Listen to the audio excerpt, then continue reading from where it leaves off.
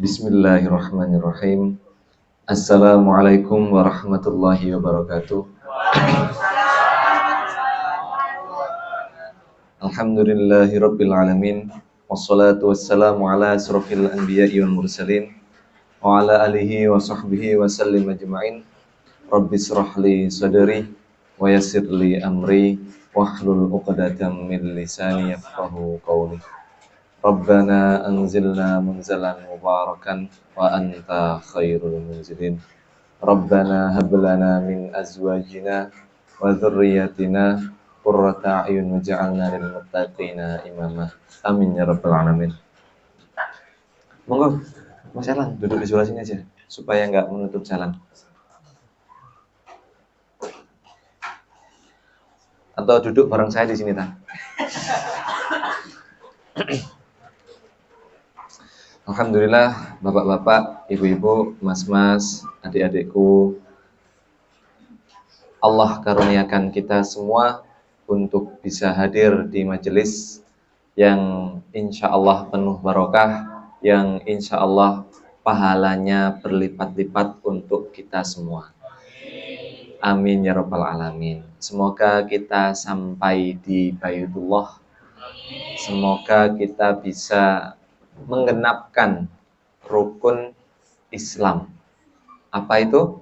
Di antaranya yang lumayan perlu diperjuangkan, melebihi yang lain, yang tidak semua kaum muslimin hari ini bisa mengakses itu, adalah haji.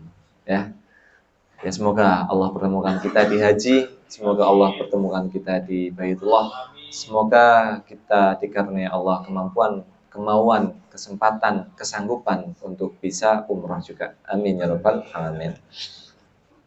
Ini pertama kalinya peserta majelis sadar diri jumlahnya lebih banyak laki-laki. Insya Allah. Coba saya hitung nih.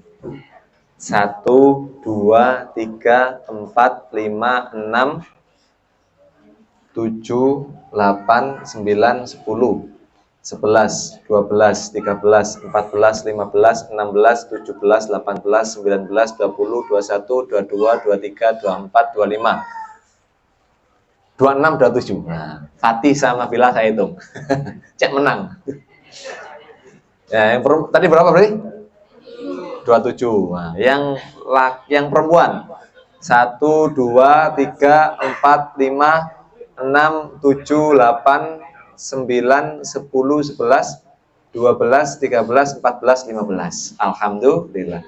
15, 16. Nah, yang dihitung yang di dalam saja. Ya. Berarti total berapa? 16. Nah, ini pertama kalinya peserta majelis sadar diri laki-lakinya lebih banyak daripada perempuannya. Meskipun yang di luar juga dihitung berarti insya Allah belum sampai 20 kayak ya, belum lagi yang laki-laki di luar juga ada. Siapa? Mas Jack. Cuman 1, tapi nggak masuk dihitung, nggak apa-apa. Sama Mas Novel ya. Baik, alhamdulillah teman-teman, hari ini kita akan belajar untuk bagaimana caranya supaya tidak menjadi Kamen Rider, ya, Kamen Rider. Tahu nggak itu Kamen Rider apa? Apa? Kamen Rider larat, Kamen Rider laler hijau. Nah, ada yang tahu? Anak-anak apa namanya yang suka nonton film Jepang itu? Wibu ya? Ultraman ya? Wibu itu ya? Bukan, beda ya? Ya, itulah pokoknya. Nah, insya Allah semuanya yang hadir di sini masih ingat tentang judulnya, yakni manusia setengah lalat. Nah, gambarnya Kamen Rider. Yang bertanggung jawab atas desain posternya bukan saya, tapi Mas Damar. Saya ngomongnya, Mas, tolong desainnya ini aja, apa namanya, kalau bisa yang Kamen Rider lah. Kamen Rider yang dari lalat lah. Saya kan, ya, setahu saya Kamen Rider dari lalat itu ada. Kan pokoknya serangga kan. digaduk-gaduk no. Akhirnya Mas Damar nyocokin dengan Kamen Rider warna hijau. Wah, cocok ini, laler hijau. Wah, ya, berarti Kamen Rider laler hijau. Bahasa Jepangnya laler hijau itu apa? Mana Mas Gilang? Nah, ini. Apa, Mas? Midorohai ya, berarti Kamen Rider Midorohai. Diputusi dewe, kok diprotes sampai pecinta wibowo enggak ini nanti. Nah, apa sih teman-teman manusia setengah lalat itu? Ya, manusia setengah lalat ini bukan manusia yang fisiknya setengah lalat. Karena saya juga belum pernah berjumpa manusia dengan kepala lalat, terus kaki lalat, tangan manusia. Saya belum berjumpa. Jadi yang dimaksud manusia setengah lalat ini adalah majas hiperbola. Tahu majas hiperbola? Dalam bahasa Indonesia artinya majas hiperbola apa? Apa? Hal atau suatu hal yang dilebih-lebihkan. Nah, itu majas hiperbola. Kalau majas personifikasi, wah, wes oke lah, nggak usah kita teruskan. Nanti belajar bahasa Indonesia lagi nanti. Nah, manusia setengah lalat adalah, ingat-ingat Pak Bu, manusia, siapa tahu nanti keluar di kuis. Jadi diingat-ingat, manusia setengah lalat adalah manusia yang kalau kemana-mana ya, membawa penyakit. Bukan hanya membawa penyakit, tapi juga menularkan penyakit. Bukan hanya menularkan penyakit, lalat ini kemana-mana yang dicari adalah penyakit. Mencari penyakit, ya, membawa penyakit, menebar dan menularkan penyakit. Itulah lalat. Tahu lalat kan? Ada yang di sini nggak pernah melihat lalat seumur hidupnya? Insya Allah semuanya udah pernah lihat lalat ya. Lalat ini Pak Bu, kalau ada kotoran, semisal nih, ini semisal di masjid tempatnya bersih, wangi, di pucuk ada kotoran tokek semisal, insya Allah bukan di masjid sini, ya, masjid di Samudra Atlantik. Ada kotoran tokek, kira-kira lalat itu akan mencari, menceloknya di kotorannya tokek atau di dekat parfum? Di kotoran tokek, padahal tempatnya baik. Ya, padahal tempatnya udah masjid, tapi yang dicari keburukan. Nah, itulah manusia dengan karakter seperti itu diibaratkan seperti lalat. Yang dicari yang buruk-buruk, yang dicari bukan yang baik-baik. Nah, apa ini yang dimaksud penyakit? Penyakitnya adalah penyakit batin, penyakit kolbu. Dan ciri-ciri orang yang memiliki penyakit atau sebenarnya dia sedang, ya kita ibaratkan manusia setengah lalat ini adalah manusia yang terperangkap dalam jiwa lalat, atau sebenarnya jiwa lalat yang terperangkap dalam tubuh manusia. Bulat sampai sini? Bulat? Ya, kalau ada yang bulat, ngapain milih yang sederhana? Ya, itu ini ya, guyonannya orang-orang di negara sanalah, jauh negaranya. Kalau ada yang bulat, ngapain milih yang sederhana? Kalau bisa diribetkan, kenapa dipermudah? Nah, ngurus administrasi harusnya mudah dan sederhana, jadinya bulat, gak selesai-selesai. Terjadi? Terjadi nggak? Terjadi. Ada yang di sini pernah ngurus? Nggak usah tak lanjutkan, kah? Baik. Nah, ciri-ciri manusia setengah lalat itu apa? Kita akan membahas ciri-cirinya dan semoga kita tidak menyikapi tidak termasuk di antara ciri-ciri itu. Dicek termasuk ciri-cirinya enggak? Ya, Mas Dava, pindah di sini Mas Dava.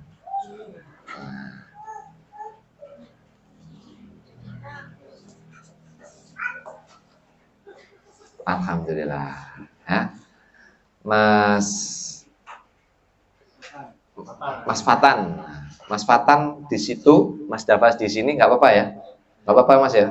Enggak kangen ya? Enggak. Baik. Ciri-ciri orang yang sebenarnya dia adalah manusia setengah lalat dan dia sebenarnya ingin berubah menjadi Kamen Rider, cuman sulit untuk berubah, ya adalah diantaranya selalu ingin tahu urusan orang lain. Ya, ciri-ciri orang yang memiliki jiwa seperti lalat atau manusia setengah lalat ini adalah suka ingin tahu urusan orang lain yang bukan urusannya. Dia suka mencari tahu sesuatu yang bukan urusannya. Itu ciri-ciri. Di antara ciri, coba dicek di dalam diri kita ini, apakah kita memiliki sifat itu. Ketika buka HP ada, semisal ada berita, Alessandro Del Piero ternyata suka makan ketoprak. Terus dibuka, dibaca panjang, apa urusannya dengan Anda?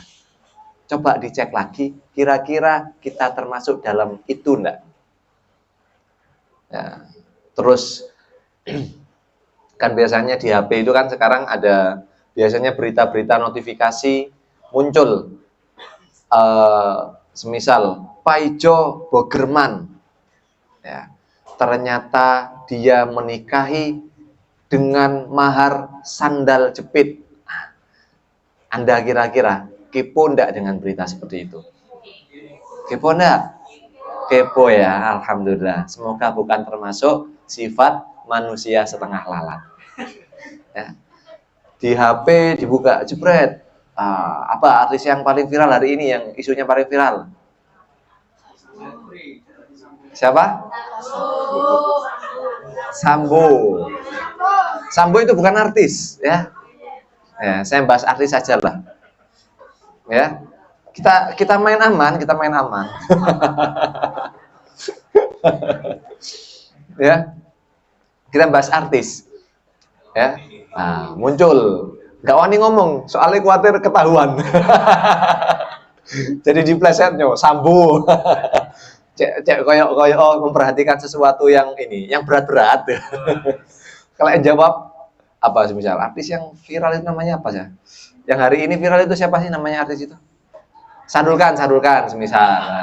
Kesukaannya ibu-ibu. Oh enggak ya, ibu-ibu yang enggak suka Sadulkan ya. Sukanya Kim Jong Un.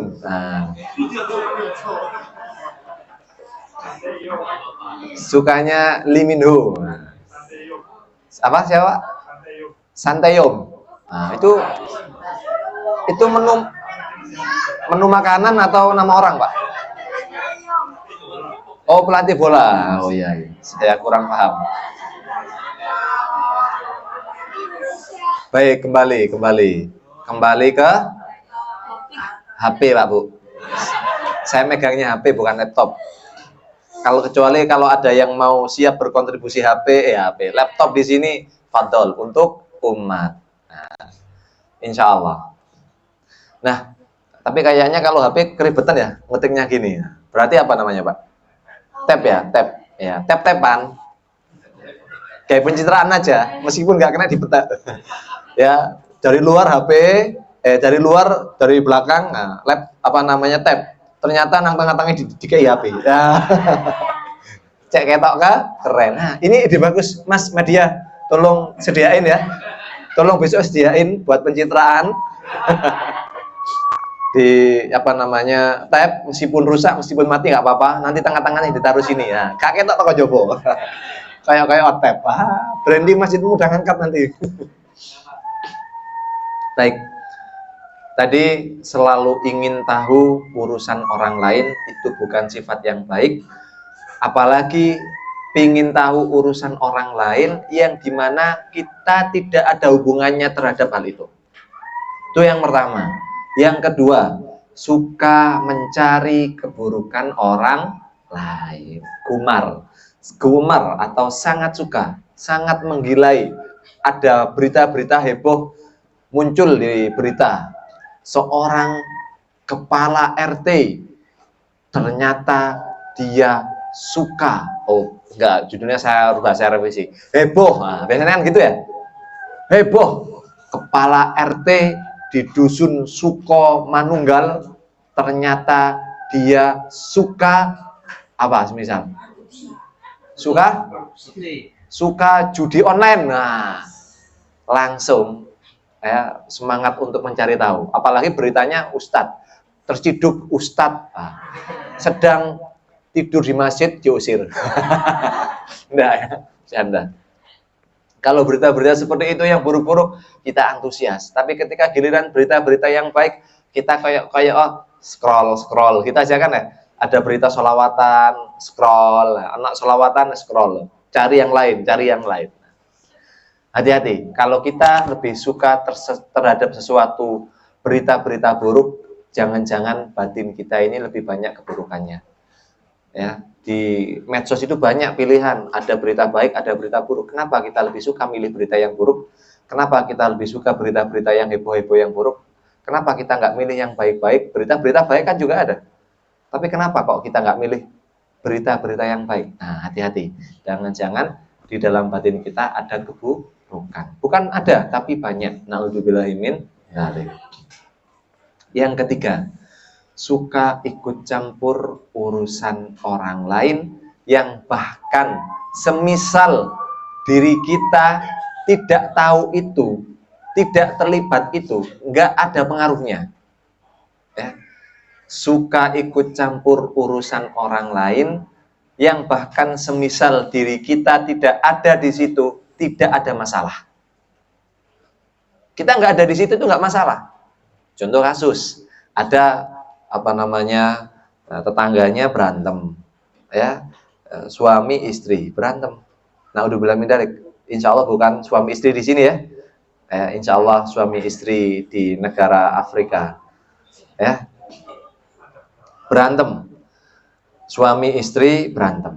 Ternyata heboh kan berantemnya. Nah, padahal berantemnya udah ditutup rapat-rapat, nggak ketahuan, ya, nggak banyak yang tahu. Ternyata Anda yang berusaha untuk mencari tahu. Oh, kemarin tetanggaku berantem apa ya? Nah, ini hati-hati. Ya. Kita tahu masalah tetangga kita berantem dengan suaminya atau dengan istrinya, kira-kira itu ada pengaruhnya nggak buat kita? Ada manfaatnya nggak kalau kita tahu itu? Ada nggak kira-kira? Nah, ternyata kemarin, tetangga sebelah seorang suami makan tahu isinya seorang istri yang dimana tahu isinya tinggal satu. Nah, terus si istrinya itu nangis-nangis. Ini permisalan Pak Bu, tapi insya Allah nggak ada lah yang sampai segitunya kan ya. Nemen nirek, masa tahu isi siji entek terus nangis-nangis, enggak kan ya? Ini contoh saja yang sederhana. Atau kita cari contoh yang lain, contoh yang lebih mudah untuk diterima. Apa contohnya? Semisal apa? Belum ada imajinasi ke sana ya. Baik, ya anggap aja tahu isi saja ya. Jangan tahu isi. Istrinya minta dibelikan es krim sama suaminya, atau istrinya ketika sedang hamil, istrinya ngidam es batu. Nah, lo kok tahu? Ya tahu, saya juga punya istri kok. Ya, betul gitu Bu ya. Kalau hamil sukanya ngeremus es batu. Saya juga nggak habis pikir. Kok iso wedok-wedok iku makan es batu ya dikeremus krotak. Terus saya penasaran, emang es batu itu rasanya apa sih? Ya rasanya es batu. Tapi ya itulah perempuan. Memang selalu perlu ditafsirkan ya. Yang belum menikah, insya Allah akan mengalami hal itu dan Anda harus bersikap bijak. Karena bisa jadi es batu itu boleh jadi disukai istri, tapi kita tahu sebagai seorang suami ini nggak baik untuk kandungannya. Maka bagaimana kita mengkomunikasikan itu kepada istri tanpa istri merasa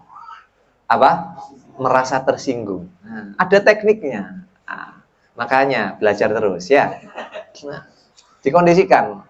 Istri jangan baper kalau semisal suaminya ngelarang Anda makan es batu ketika hamil. Ya. Karena kalau terlalu sering ya, bahkan alhamdulillah Pak Bu, ketika istri saya dulu hamil, alhamdulillah, terutama ketika hamil, seingat saya itu pernah minum minuman dingin yang pakai es. Itu sepanjang hamil mungkin bisa dihitung pakai jari. Kalau saya optimis nggak sampai 3 kali ya. Sampai segitunya Pak Bu. Kami menjaga supaya kualitas rahim ini tetap terjaga. Ya. Menolak es batu, menolak rasa-rasa. Insya Allah itu akan memperlancar kandungan. Dan juga mengondisikan ini loh, kandungan supaya lebih aman intinya itu ya. Makanan dingin-dingin, apalagi bakso. Perempuan kan suka bakso ya. Apalagi mie ayam, perempuan lebih suka itu lagi juga. Apalagi dikasih ceker, ya, terus dikasih sambel, masya Allah itu. Ngidame gak ketulungan ngomong iki ya. Nah, tapi Bu, hati-hati. Orang hamil jangan disuguhi yang kayak gitu. Jangan konsumsi seperti itu. Ya, alhamdulillah, dulu ketika istri hamil nggak konsumsi seperti itu, kecuali sedang disuguhi jadi tamu. Kecuali sedang bertamu disuguhi itu. Saya nggak mungkin saya jangan dimakan. Ada tuan rumah kan nggak enak. Akhirnya ya bonus buat istri ya. Tapi alhamdulillah berusaha menjaga yang seperti itu. Mie ayam lah, bakso lah dan lain-lain. Nah, semisal ada kasus seorang suami melarang istrinya makan es batu ketika hamil. Tetangganya tahu, wah suaminya kejam yo. Nah, suaminya kejam, komentarnya macam-macam, terus digodok sedemikian rupa. Kepo Pak Bu. Si tetangganya ini kepo, kepingin tahu, kenapa sih? Akhirnya ditanya, bener nggak? Bojomu itu keras wong yo. Bener nggak? Bojomu tegas ya? Wongnya keras yo. Mosok ngomong es batu jare-jare wong mangan es batu gak entuk. Temenan ta? Nah itu hati-hati.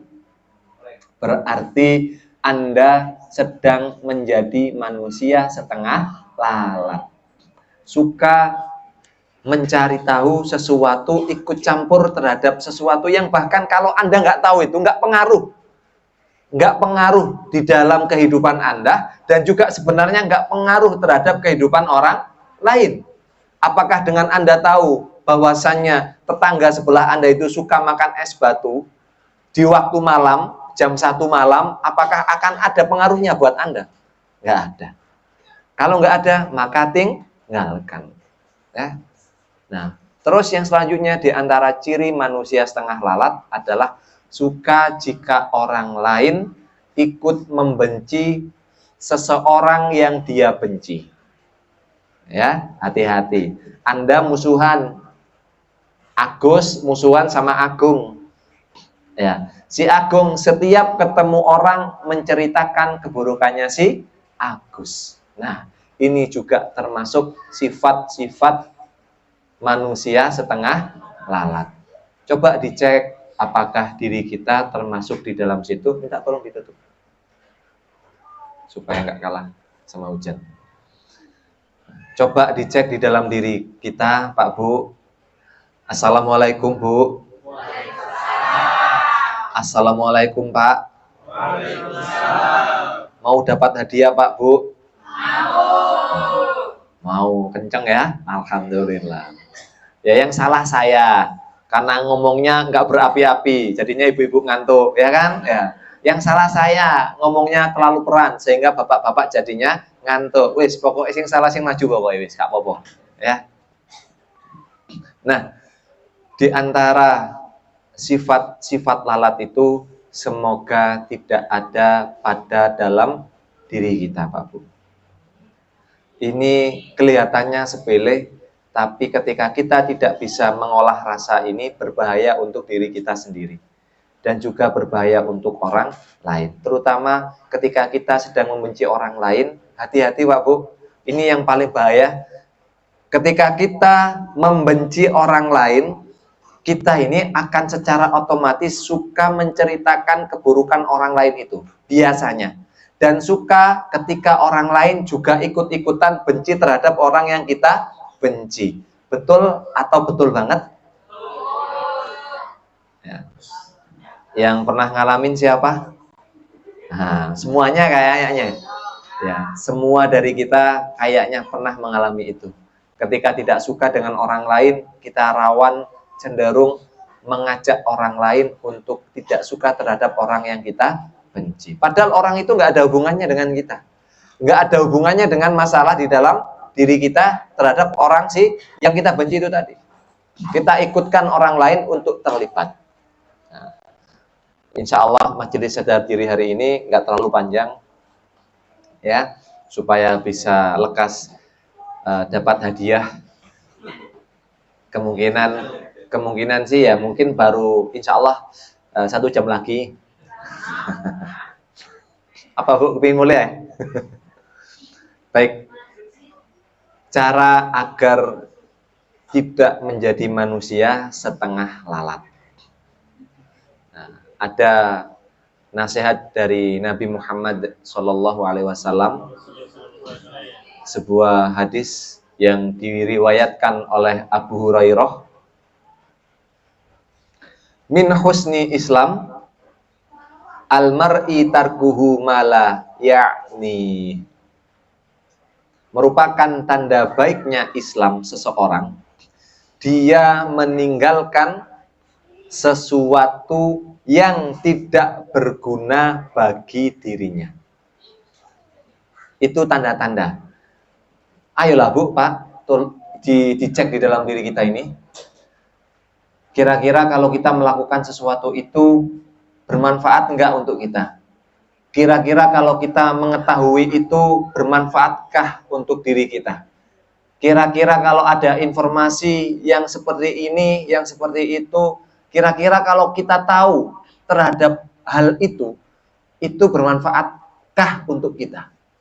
Kalau tidak, jangan diteruskan. Karena nggak semua informasi itu bermanfaat untuk kita. Dipilah-pilah Pak Bu. Ya, dipilah-pilah. Kira-kira terutama teman-teman yang mau melaju di pendidikan yang lebih tinggi lagi, tolong dipilah-pilah. Kira-kira kalau aku belajar ini nanti bermanfaatkah untuk aku atau enggak? Ataukah Anda melakukan pendidikan itu hanya sekedar ikut-ikutan teman? Karena tren, konco-konco podo kuliah, akhirnya melok-melokan kuliah. Padahal bisa jadi dia ini sebenarnya nggak butuh kuliah. Ada yang seperti itu kan? Ada.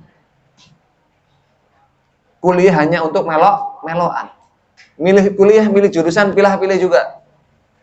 Koncoku jurusan arsitek, akhirnya melok jurusan arsitek. Padahal aslinya nggak butuh arsitek. Aslinya nggak, jiwanya bukan di arsitek. Ternyata nggak kepake akhirnya. Nah, ayo kita pilih-pilih. Ini hadis bukan hanya untuk 1 poin, tapi untuk semua poin teman-teman. Untuk semua poin, bapak-bapak, ibu-ibu. Anda mau memilihkan anak Anda, mau kuliah atau mau sekolah, tolong dipilih dengan baik. Dipilih benar-benar. Kira-kira ini manfaat enggak? Terutama, ingat ya, ketika Anda memilih ilmu, fondasi yang pertama harus diingat adalah ini manfaatkah untuk akhirat Anda? Ini manfaatkah untuk akhirat anak Anda? Karena ada kasus anak solih, muslih, bagus, sholatnya terjaga, ya, tapi ketika dia masuk dunia kuliah, dia malah menjadi orang yang enggak sholat. Ketika sekolahnya libur, sholatnya disiplin, sholatnya tertib, terjaga. Ketika sekolahnya masuk, dia enggak sholat. Pulang sekolah alasan capek, akhirnya tidur. Padahal anak sudah balik. Ya, hati-hati. Itu ciri-ciri anak Anda mengenyam pendidikan yang tidak berkah. Karena seharusnya ilmu, seharusnya pendidikan adalah hal yang semakin mendekatkan seorang manusia kepada Allah. Semakin tinggi ilmu, seharusnya dia semakin menepati tanggung jawabnya kepada Allah. Jangan sampai dia semakin tinggi ilmu malah jauh dari agama, malah jauh dari Allah. Banyak toh kasus anak libur sekolah, sholatnya terjaga, terkontrol dan lain-lain. Tapi ketika sekolahnya udah masuk, anaknya dengan mudah meninggalkan sholat. Dan orang tuanya dengan tenangnya merasa gak popo sakno, kasihan. Padahal yang pertama kali dihisab di akhirat itu adalah sholat, bukan sekolah nanti, enggak. Ya, bukan biar kamu sholatnya tepat waktu sekolah, enggak. Nah, Enggak itu Bu, Pak. Jadi jangan sampai skala prioritas. Jangan sampai salah menentukan skala prioritas. Mana yang prioritas? Sholat, akhirat, itu prioritas. Ya, maka carilah sekolah, carilah pendidikan, carilah tempat-tempat pendidikan yang dimana tempat itu menuntut atau mengajak, mempermudah anak kita untuk semakin taat kepada Allah.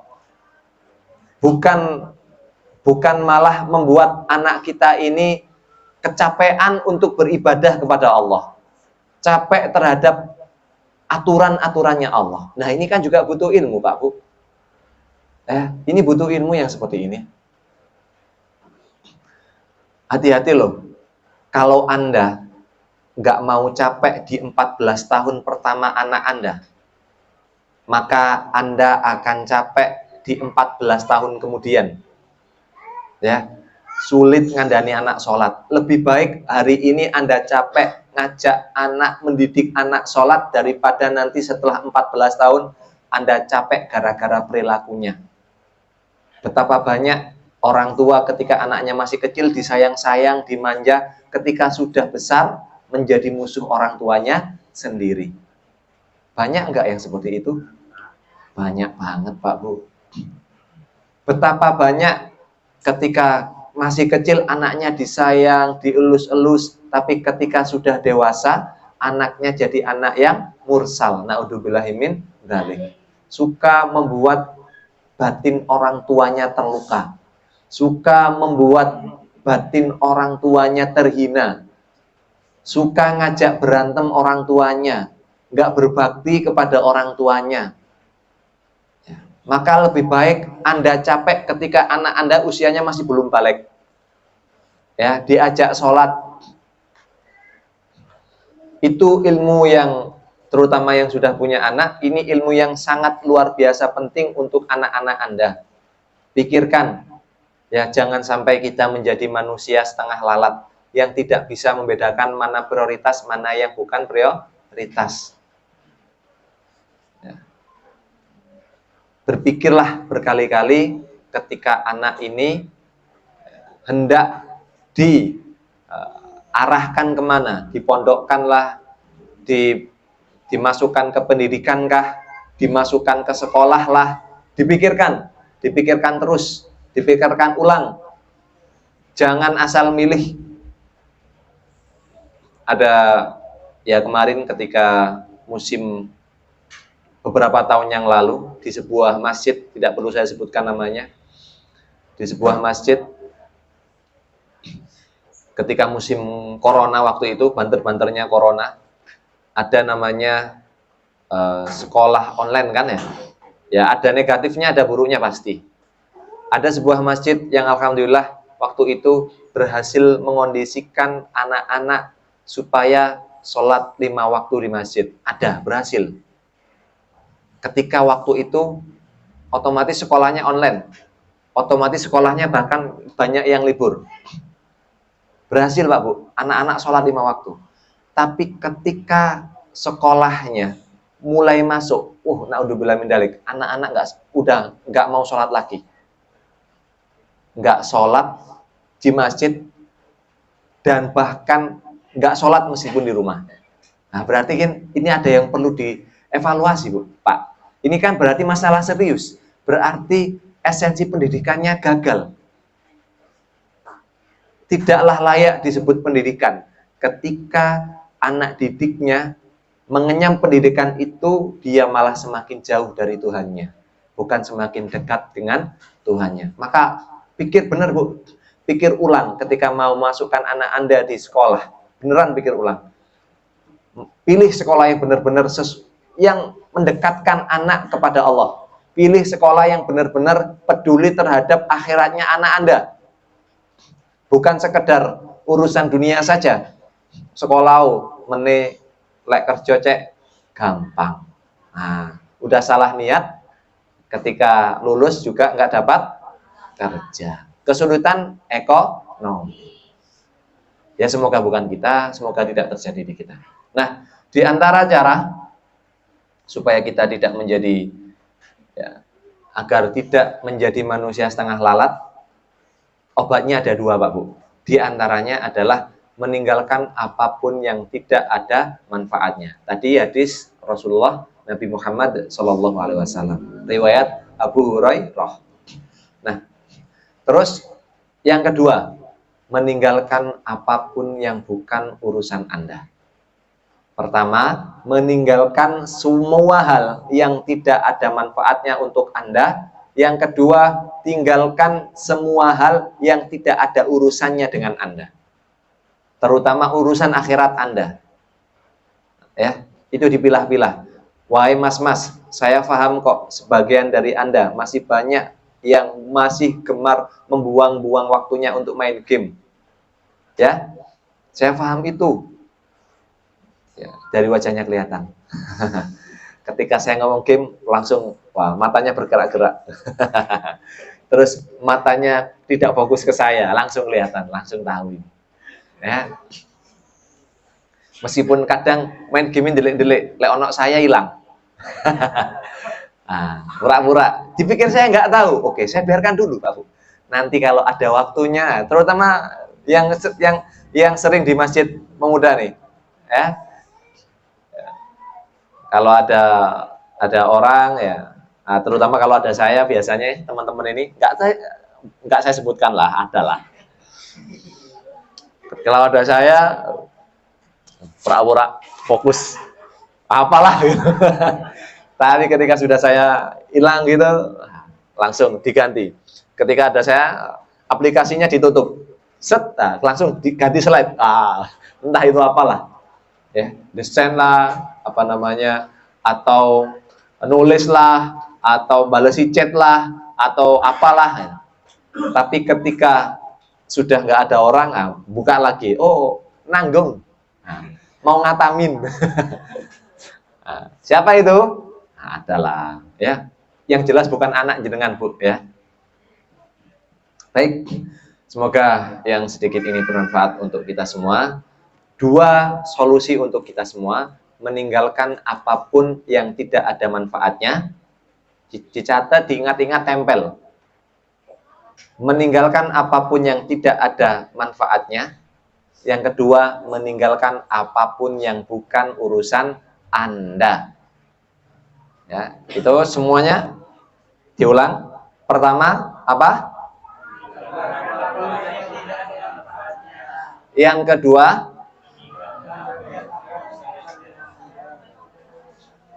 nggak jelas ini, nggak kompak nih. Yang pertama, meninggalkan apapun yang tidak ada manfaatnya. Yang kedua,